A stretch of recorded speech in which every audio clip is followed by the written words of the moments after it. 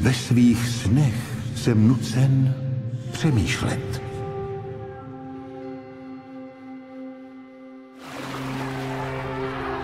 Kdo jsem?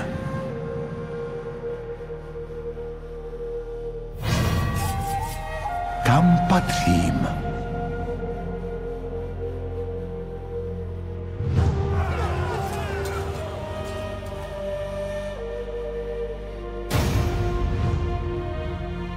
Komu sloužím?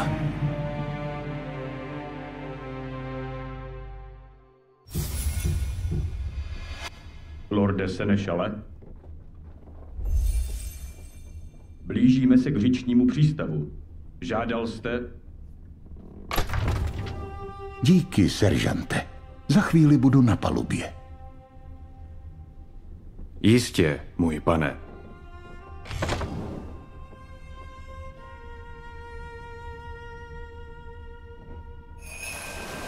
Nevím, jestli najdu odpovědi, které hledám. Nicméně... jmenuji se Xin Zhao. Po více než 30 letech se vracím do země, kde jsem se narodil.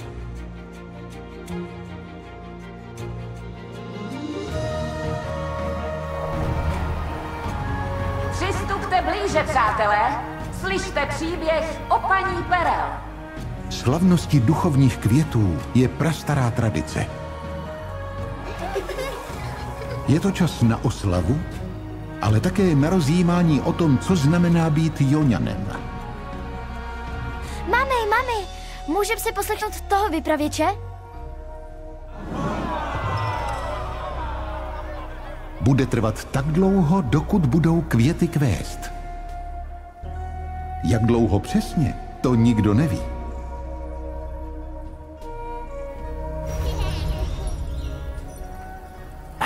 Vrátil ses. Bratře, to je ten, o kterém jsem ti povídal. Ten s tou sazeničkou. Je opravdu velkolepá. Nádherná. Ale žádný takový strom duchovního květu jsem nikdy neviděl. Je z tvé domovské provincie? Že by z Kveilinu? Ne, podle jeho přízvuku určitě ze Sudarovej? Mnohem dál.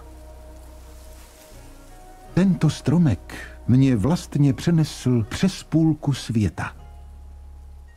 Vyrostl v paláci velkého města Demácijského. To není možné. Mimo první země duchovní květy nepadají.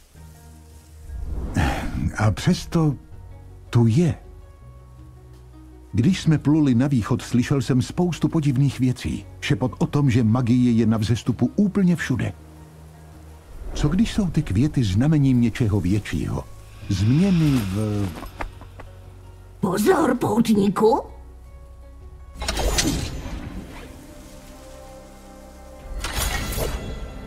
Takové řeči by tě mohly dostat do velkých potíží. Ty jsi z řádu Kinku? V skutku. A velice mě zajímá, proč jsi na tyto svaté slavnosti vzal zbraň. Co kdybychom se společně prošli, Xin Zhao z Raikonu?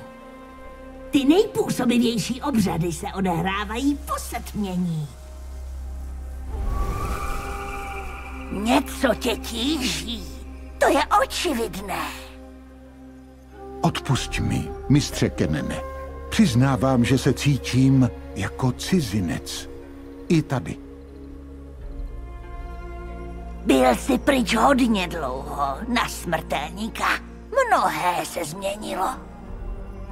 Noxus náš lid ranil mnohem hlouběji než na těle a kostech. Ani jeden květ během všech těch let okupace. A pak, sotva jednoroční období poté, co vetřelci odešli, rozkvetla celá Ionie. Mladý mistr Shen říká, že je to, jako by říše duchů truchlila spolu s námi. A tahle Znáš její příběh? Oddaná oltářní pana. Často jsem o ní přemýšlel, zatímco jsem byl mezi demácíci. Během války falešných Kanmei prý následovala svého svatého patrona do vyhnanství, ačkoliv sama nic zlého neudělala. V skutku! Pověz, proč ses doopravdy vrátil, lorde Senešale? Kvůli tvému stromu? Ano, popravdě jsem tomu nemohl uvěřit. Prostá demácijská bříza, o kterou jsem se staral od semínka. A přesto měla posvátné květy z mé vzdálené domoviny. Nikde jsem nenašel záznamy o tom, že by se to už někdy dřív stalo. A tak jsem si říkal... Pochází ten květ z toho stromu? A nebo z tebe, dítě prvních zemí? Přesně. Můj lenní pán Jarvan trval na tom, abych si vzal jednu z královských lodí a našel odpověď sám.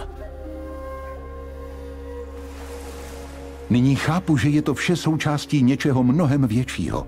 Možná bude prostě stačit zasadit ho tady, na jonské půdě. Ať mu slouží jako domov.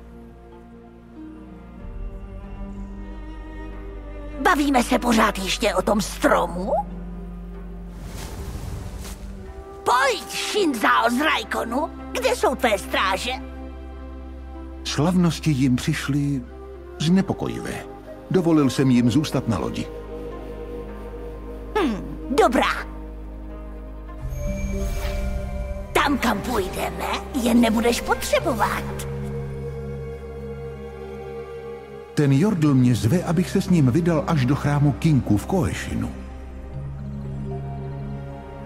Je to velká čest. Jejich řád byl během války vyhnán z Tanžúlu a nyní se chce obnovit v troskách této mnohem starší horské pevnosti. Za celý život jsem sem ani nevkročil a přesto něco cítím. Jakési spojení. Návrat domů. Mistře Kennene, kam vedou ty schody? Vlastně nikam? Co kdyby ses přesvědčil sám?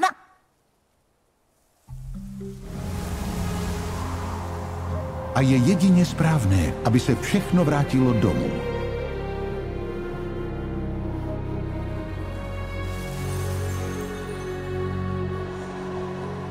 Ať už je to kdekoliv.